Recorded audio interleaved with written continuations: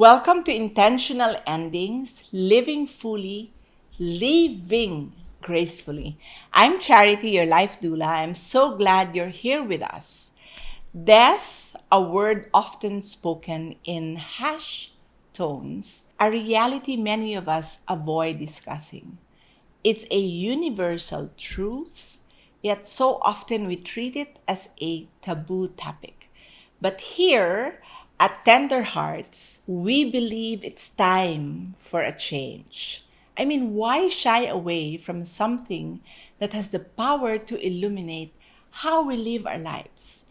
By embracing conversations about our endings, we can unlock the potential to live more fully, more purposefully. In this podcast, we're dedicated to exploring the beauty of intentional end of life celebrations and the transformative power they hold. We'll hear from two awesome ladies who have chosen their paths with grace and share stories that remind all of us of the light in every farewell.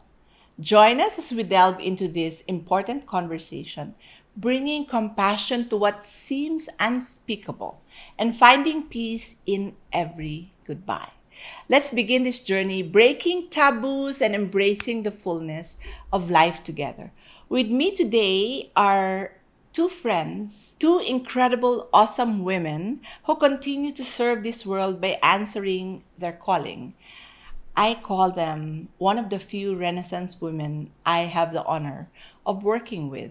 This woman needs no further introduction, a trailblazer of life coaching in the Philippines. My life coach. Let's welcome Kimberly Kimi Lou. Hello! It's nice to be here. Thanks for having me and our other friend as well. Yes. To date, I always say this. I co-created the Life Doula brand with her. She is whom we always refer to as the mother pusher. No? And the next guest is also part of Kimi Lou's community. She's a sacred space holder, a very creative entrepreneur who co-founded Kisses and Smiles. Tama ba yung pangalan? Welcome, Paula Lado. Hello. Ladies, I'm so excited to have you both here at the Life Doula podcast.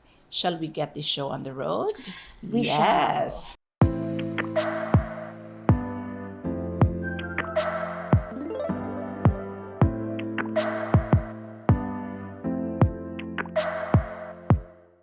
We will be talking a lot today about a new baby that the three of us gave birth to. It's called Tender Hearts. Now, can you share a personal story or a moment that changed your perspective on death and dying? I'll start with Paula. Actually, I've seen a lot of that in our family. Well, of course, at that I'm a widow. So aside from my husband's passing, I've witnessed my brother's passing also when he was 17 years old. So this actually changed my perspective of death because sabi ko parang wala siyang pinipili. If it's your time, it's really your time. I mean, it's different for those who have sickness, but then he died because of car accident.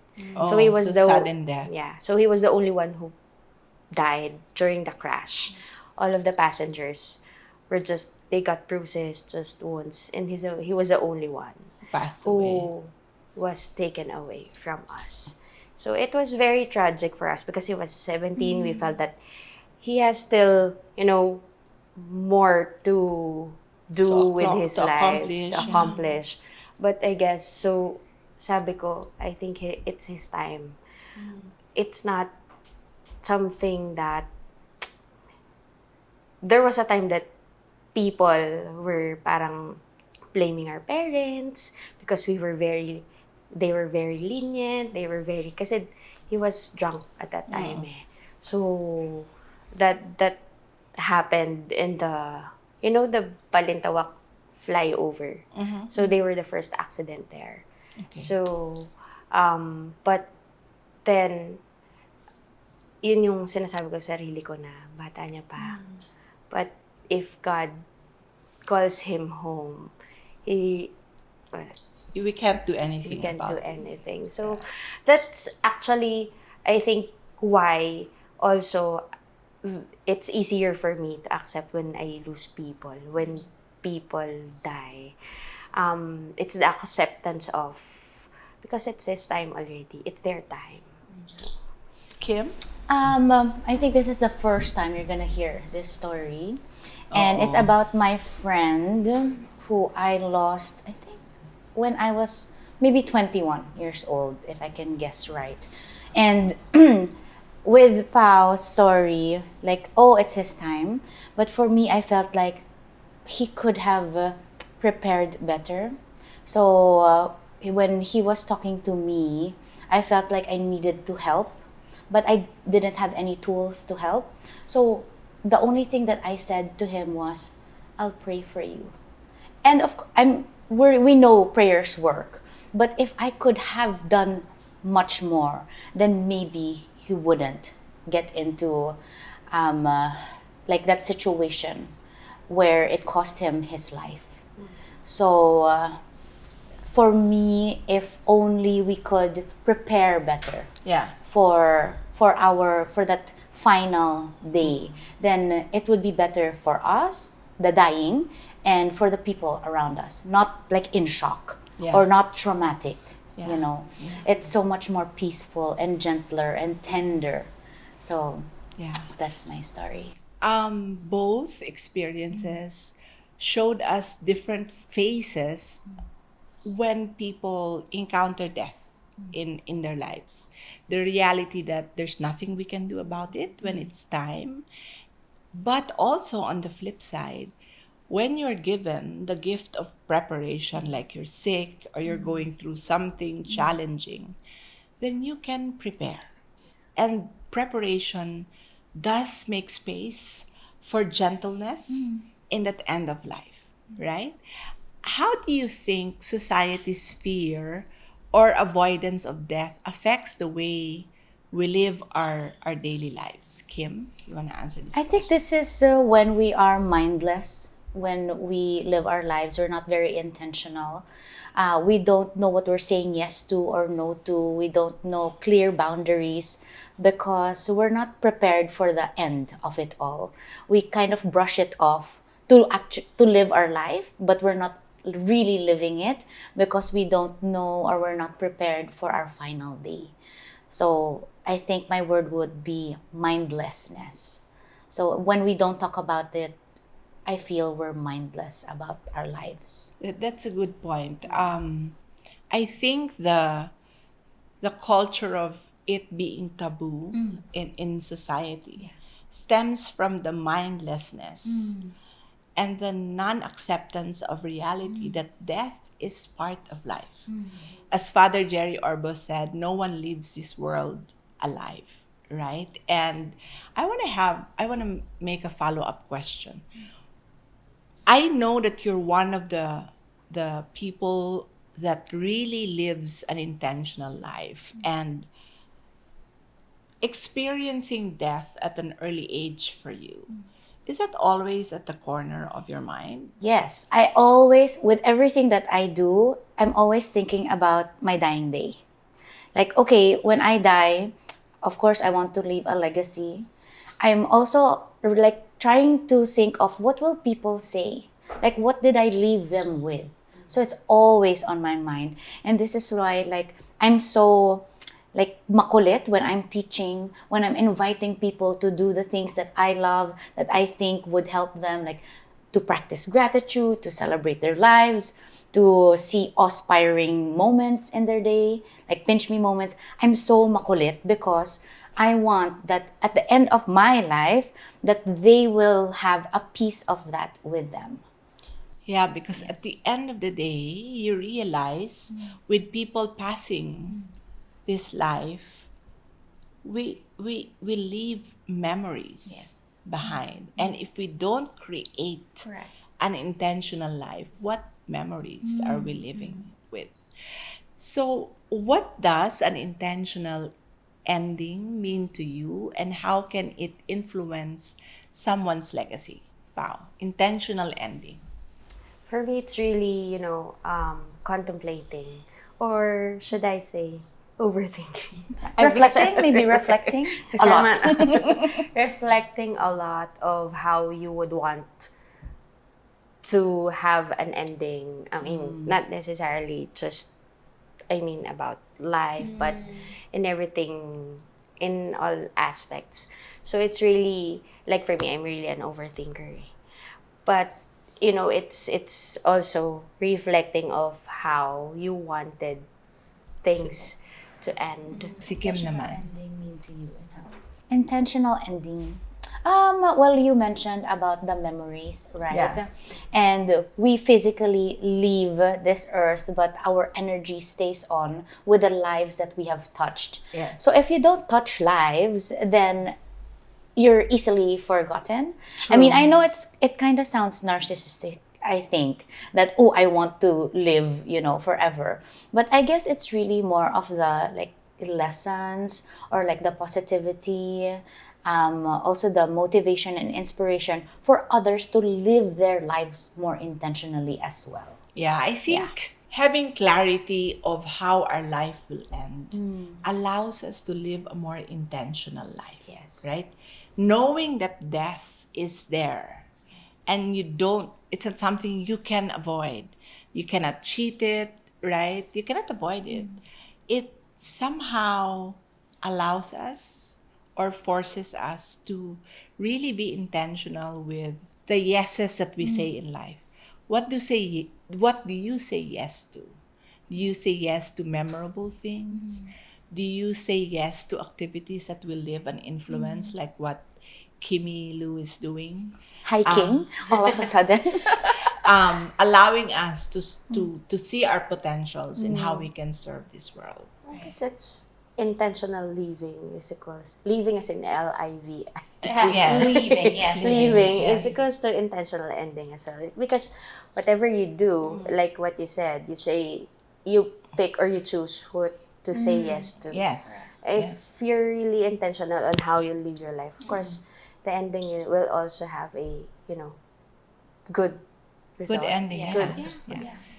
At Tender Hearts, we do not just, give services like our helping them write their living will, helping them with their life celebration, or a themed funeral, right? That's part of what we do, but really, we're advocates for being mindful that death is somewhere at the bend of our lives so we can prepare, right? I have been advocating to end of life patients this philosophy of walking two roads. One is you hope for the best. You get treatment, you do stuff to heal your body if you have cancer. But the other road that you take is you also prepare. You prepare your spiritual life. You prepare things, right? And we are part of that preparation. Can you describe, I'm gonna talk to Paula about this. Can you describe a themed funeral or end of life celebration that particularly inspired you? I mean, you can mention what we did the last time. In your imagination, what do you Okay, like for so yours? no, I just because I'm working for life events with right. So ever since when I was a kid, I wanted a happy funeral. I don't like people crying because most of the funerals that I go to with my parents or with my grandmother, it's always malungkot, the very traditional na I don't know. Well, I cannot say because people are different when they grieve. But people kasi when they say, kailangan malungkot. But for me, no, I don't like. I've always wanted, and I even tell my daughter, if I die, I want my R&B music. Love I it. want my R&B music. I don't like maalaala mo kaya or Or sad songs. sad Yeah. songs or maybe jazz, but not really sad songs. And then so because I also work with other suppliers, I wanted to have a tattoo station during, and now nadagdagan, gusto ko ng ear piercing. Oh, wow. During your funeral? Yeah, I wanted that. Although, I was thinking, sino kayang right there and then on the spot will do tattoo? Who knows? Yeah, but it's something that I want. And I don't want serving, maybe coffee is fine for the old, but I want to serve alcoholic drinks as well. There's a bar. There's a bar. There's a mobile bar. And then your photos, remember? My photo, I want to have May coach talaga eh, no? I want to have a boudoir shot. So, So instead of your usual big portrait na very serious, yeah. what you will put in your theme funeral? I like a boudoir shot. I like a photo wall with fierce photos, not the kitty smiley.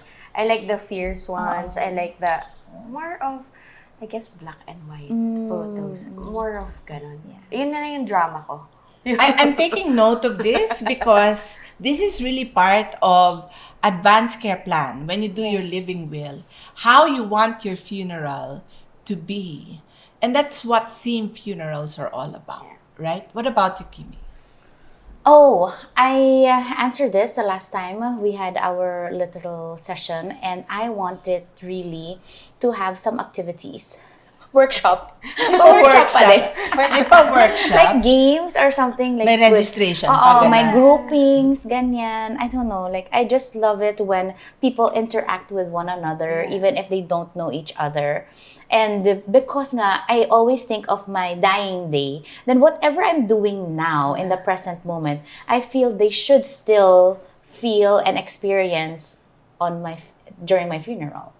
Like, oh, this is so Kimmy. Right? This is what you do. Like, I do events, you do the workshops. So, there's still events and workshop related in funeral. Well, because really at the end of the day, your funeral is just a milestone, right? And what better way to send off people than to celebrate your life? And you want to be celebrated that way. Kimi wants to be remembered and celebrated as a life coach, What will right? be the workshop?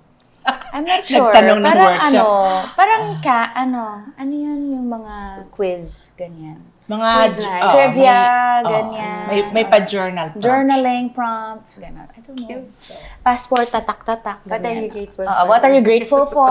So at the end of finishing the passport, Yes. may prize. What Yes, are you my grateful friends. for Kimi? Yan. Something Tapos, like that. i-eat siya dun. You have to remember that because you're going to prepare. Yes. Knock on wood. Sana we're 80 by then. Ako pala 18.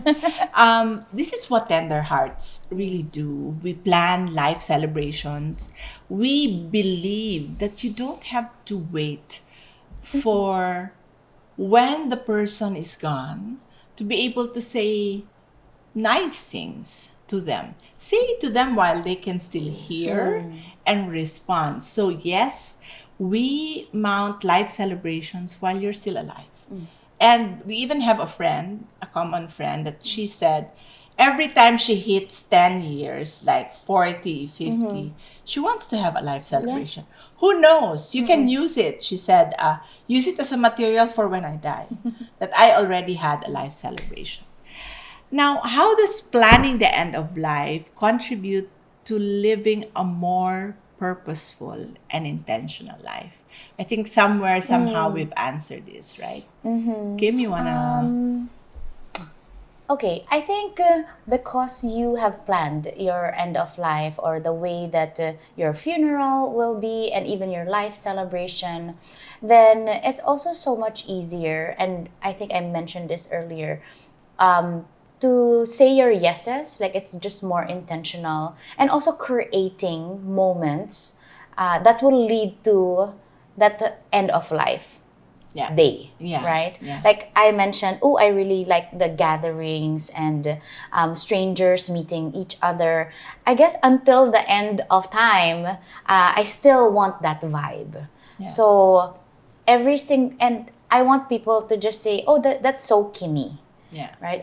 Obviously, this is her funeral. I don't want it to be crying, because that's not very me anymore. That's not you at all. Yes. So it's like, it's authentic through and through. I just want It's that. still you creating space for Yes, it, I yes, guess. yeah. What barriers have you encountered? And this is why we're doing this, right? A lot of people do not want to talk about death. What barriers have each of you encountered when people resist discussing death and dying in your families and among your friends? I think Kim has a live Yes, example. it's ongoing right now. It's ongoing.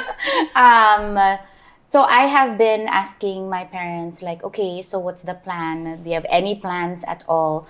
Where do I take you guys? What do I do with you? Because I know I will be the one responsible for that day, when they transition. So I keep probing, I keep asking, and I think last year, because of our project, my mother already decided, okay, she's staying at home, and we're creating like our home crypt.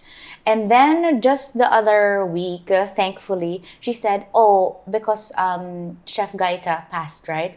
And she said, "Oh, she had her burial, her wake at home." So she said, "Oh, I want mine also to be at home." I said, "Inside?" Like, "Oh, no, there by the garden."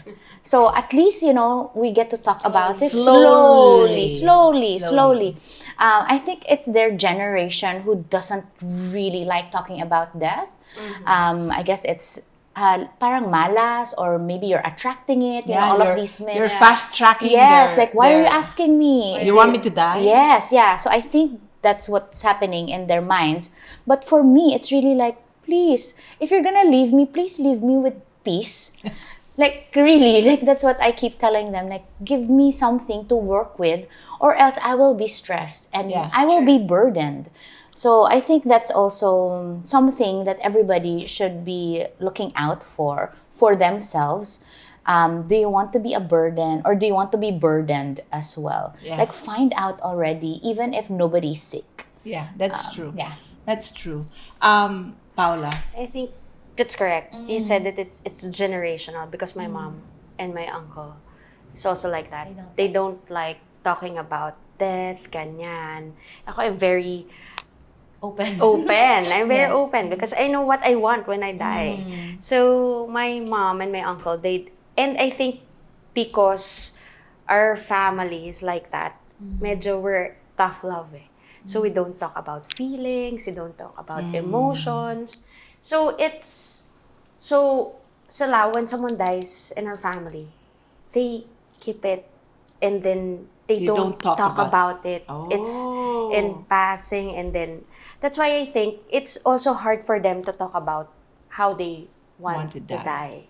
And my mom recently said she wants to die at the age of 90. Ay. So she will choose. She will choose.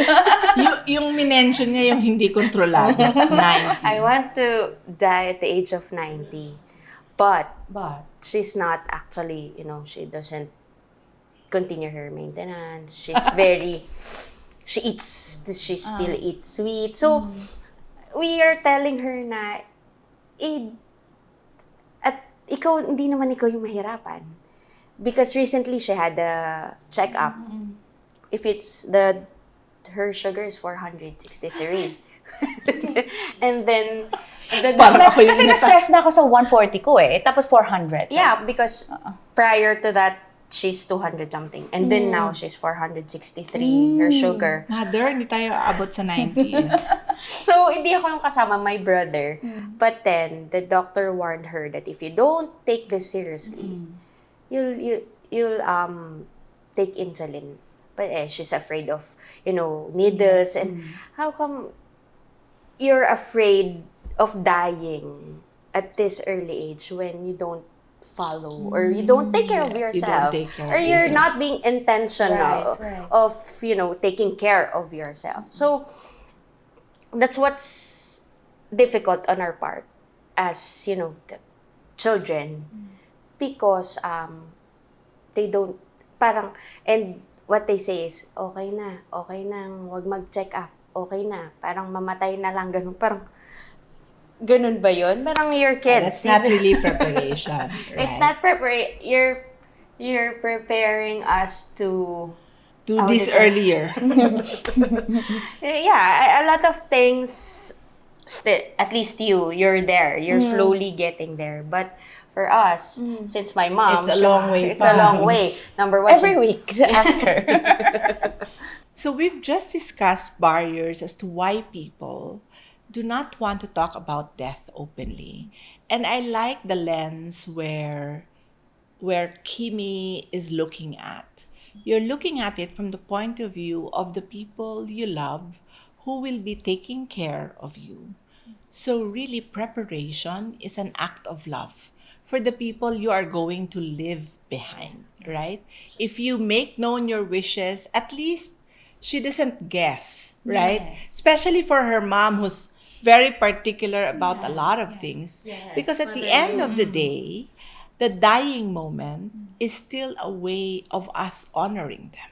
So we want to be able to honor their wishes. So knowing that this is prevalent in our own families, how do you think families can start conversations about end of life wishes? Talk about it openly. What are the, little habits? Sabi nga ni Kim, every week she's moving the needle. What habits do you think our audience can start doing? I think, well, I don't know if it's a habit, but like if you can do it today already, especially when everyone's well. I think it becomes difficult when someone's sick because it's like wishing them or knowing that, oh my gosh, someone's going to die, so we need to know. But when you're all healthy, I guess you can also have a healthier conversation. Yeah. Right? Like, okay, we're all good, so why don't we discuss this? I feel it's so much easier that way Yeah. versus having somebody almost dying or has the possibility. Talk about death and dying. Yes, yeah. Like it's difficult because nga, yung may sakit heavy na and then you'll talk about death pa. So while you're still healthy, please talk about it already. Kim, are you saying that even at the age of 30, one can start reflecting? Yes, I think as well I started reflecting when I was maybe in my 20s. When you lost your friend? I Yes, guess. when I lost my friend and I started the coaching stuff. So I was always really thinking about how do I want to leave this world? Like do I want to leave a legacy, an impact or something? So I would always think about that. I'm very open about it. So I think what we're suggesting to our audience is let's normalize Yes. the conversation on death and dying. If you're talking about people you don't even know, like K-pops, I mean, I love K-pops, but if it's something that takes your time, I mean, a regular dinner or Sunday get-togethers on when you're going out of town, as Kimi said, the best time to talk about this is when no one is sick. Yeah. You're not attracting anything. It's not raw. It's not palpable. You just want to talk about it. Like, I think this is part of adulting. Yeah. When you start, and shout out to people who have parents. And shout out to daughters. Who- hindi son. Oo. Sorry. I'm keeping it real. Shout out to daughters who will take care of their parents. The sooner you plan, the better. I mean, something comes in my feed. Maybe because I keep looking at end of life. And there's this girl who have put together, by the way, I ordered for us, a folder of stuff like passwords, bank accounts, insurance. Yes. And she's early 40s. She said, this is where I'm keeping all my documents. And it's really a nice binder that she will give to whoever is her health executor. I mean, that's really being very pragmatic about approaching end of life, right? A very dear friend who passed away was still very mindful the last 2 days of her life. She logged out all her subscriptions. She even called me to say, what's my Young Living password? Because I need to log it out. I mean, very dutiful. And I said, why are you doing it? She knows that she was going to go anytime. She said, because I don't want my husband to go through this painful process. So all these things are really act of love, right? What role do you see for us, people who work at the end of life, in supporting individuals and families in normalizing these conversations? I know it's awkward, right? When you're talking to family. I think amongst friends, it's okay. It's cool to talk about death. But when it's a family thing already, and you really need to write down what they're going to say, it's awkward.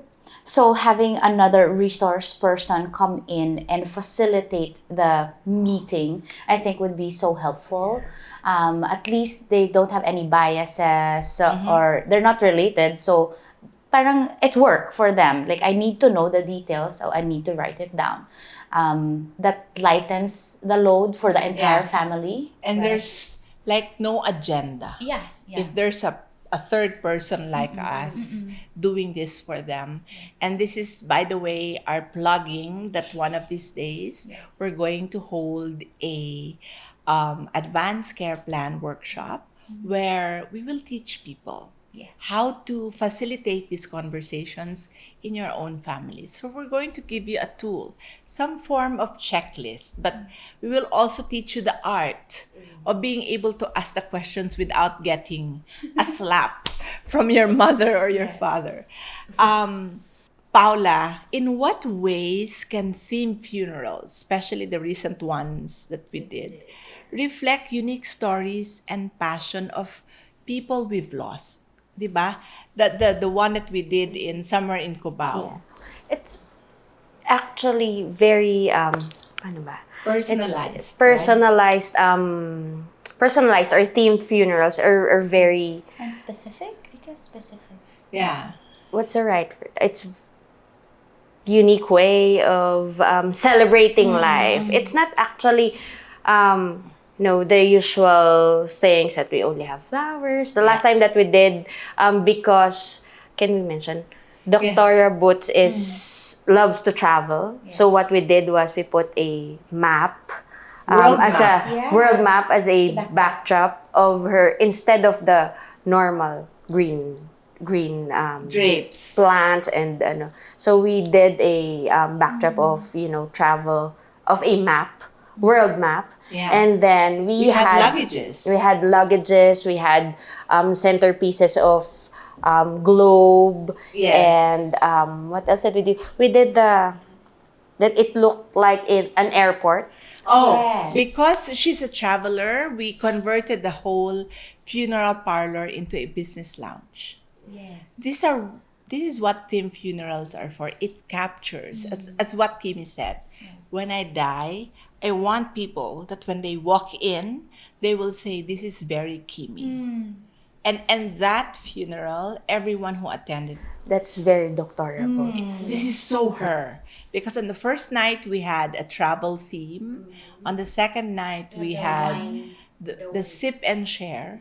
So celebration was, we were not serving regular food. We were serving cheese boards and wine. And on the third night, because she loved to dance, we had Dance instructors. dance instructors Yeah. doing line dances. Does that look weird? It doesn't, because it's what the person wished for. So theme funerals are really ways of honoring our loved ones and really shifting the perspective on dying. We all believe that there is a God who will give us life eternal. So if you're going home to Him, then it's a cause for celebration, right? So what advice would you give to someone who wants to break through the taboo and start planning their own life celebration? Narinig ko na yung sinabi niya kanina, do it now. Yeah, now na. Yesterday.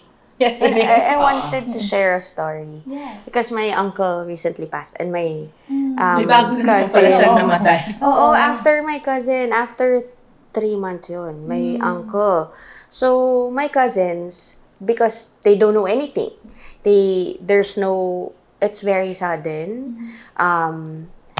They asked me, ate, can you call your friend, Tarzeli, to, baka may bilin si daddy, talk to, ganyan. Kasi, Tarzeli was there when my cousin, she went to the funeral. So, parang, she told some things na, oh, she's there, may mga bilin, ganyan. So, they asked me, can you call your friend?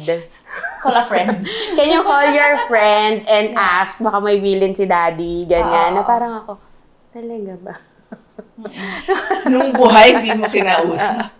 Kasi nga, very tough, very, because We everyone, don't talk about emotions. we don't talk about emotion. So, now, pagka ganyan, especially when we're together, I think because we're used to it na nga, the families used to, patay na naman tayo. Siguro, pwede bang after 3 years na lang or whatever, ganyan. So, yun. But So, now you start talking about we it. start talking about it. So, they really know what I want. So, we talk about na, ikaw ba, you want to be cremated? Where do you want to be placed? Yan. So, it's actually being open lang. I mean, I think the role of life doulas, us, tender hearts, it will be very helpful for these families to prepare. Yeah. Every time a family approach me, the first thing they would say is, we don't know what to do. Yeah. This is an unfamiliar territory for us. So guide us. So you really see the need of people reaching out because they don't know what to do. Especially knowing that the person is dying, what do we do the rest of the months? And truly, there's a lot they can do. I mean, there can be mini life celebrations every day for them. I'm inviting different friends and families, right? So, to our dear audience, these are the ladies behind Tender Hearts. Paula is our creative person. She's the one thinking of concepts. And Kimmy and I are doing the strategy. But really, at the end of the day, everything comes from the person who's about to die or the family. So we capture everything that they want and we execute it the way they want it. So, but more than just a death concierge, we're really espousing and really enjoining everyone to break the glass ceiling and start talking about preparation. You mentioned the death of Gaita Forrest. It shocked everyone. But I think she lived such an intentional life. A beautiful life. So, talagang everyone, I think, was clapping, standing ovation. I think that's what we want to do. Right? So, as we wrap up this episode of Intentional Endings, Living Fully, Living Gracefully, I'm filled with gratitude for our two ladies, Kimilu and Paula, who are courageous enough to share their stories. Today, we explore the power of intentional end-of-life planning and how it can serve as a catalyst for purposeful living. We've heard how openly discussing death, rather than shying away from it or curtailing it, can bring comfort, clarity, and a deeper connection with our loved ones. So, some key takeaways from these ladies: transforming taboos. We can. We can transform these taboos by embracing discussion, normalizing talks about death while we're still healthy, can help dispel fear and create an environment for meaningful farewells. And Paula talked about the beauty of personalization. Themed funerals and celebrations can honor individual stories and legacies with creativity and joy. And Kimilu has been talking about living life intentionally. Preparing for our inevitable endings, we can inspire ourselves to live more fully and intentionally in the present moment with at the back of our mind, what legacy are we going to live? So as you go about your day, I encourage you to think about your own story and how you can embrace life's journey with all its endings in mind. Thank you for being part of this essential conversation. Please join us next time as we continue to explore the crossroads of life, love, and legacy. Until then, live fully and embrace your journey with grace.